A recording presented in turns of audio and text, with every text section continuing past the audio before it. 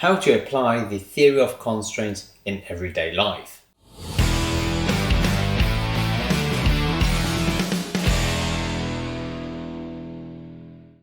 When I first came across the theory of constraints, I didn't want to take it for granted. I was fascinated about the concepts, the ideas, but I just thought, well, I can't just implement it into my business without trying it beforehand.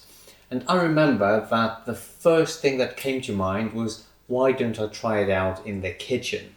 So back in the day when I used to prepare dinner, I was focused on preparing food.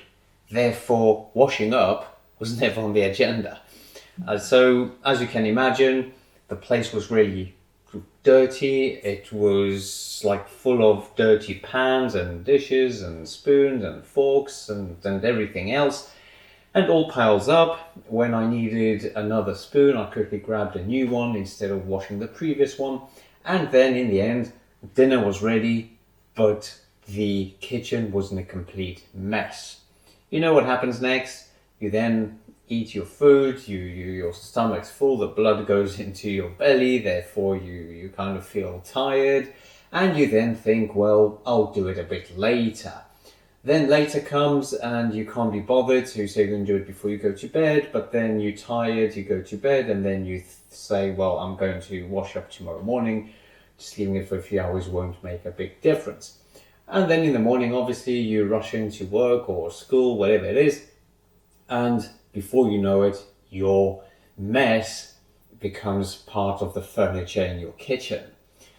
So I thought, well, maybe I'll try it there. Maybe I'm going to treat every item I use like the baton in a relay race. And the idea is that you cannot let it go until it is done with. And by done with in the kitchen, it means it is all washed up. So next time I was preparing dinner, I did exactly that. When I, let's say, used a frying pan, instead of just ditching it here, I quickly washed it. It was literally just quickly, bish bash bosh. And the reason why it's quick, it's because it's not dirty as much. Well, it is dirty, but it hasn't dried up.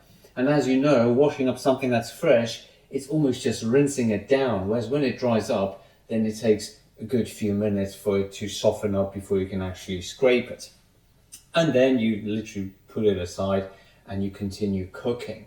And it was amazing. It was like a breakthrough. It was like, wow, the theory of constraints actually works. So the outcome was beautiful because dinner was ready and the kitchen was almost spotless. Apart from the final dish or two, everything else was already washed up.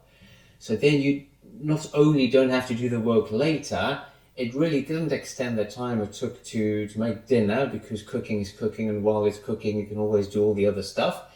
And the most beautiful thing was that when eating, you had the comfort of knowing that there's no washing up to do.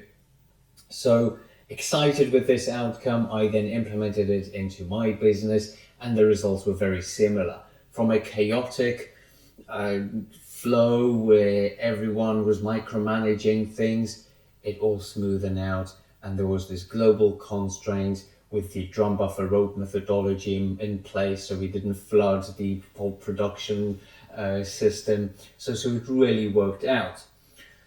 So as you can see, the theory of constraint applies everywhere, even in as simple tasks as preparing food in your kitchen. For more theory of constraints content and everything else to make your business more productive and therefore profitable, please remember to follow my channel and watch all the future videos.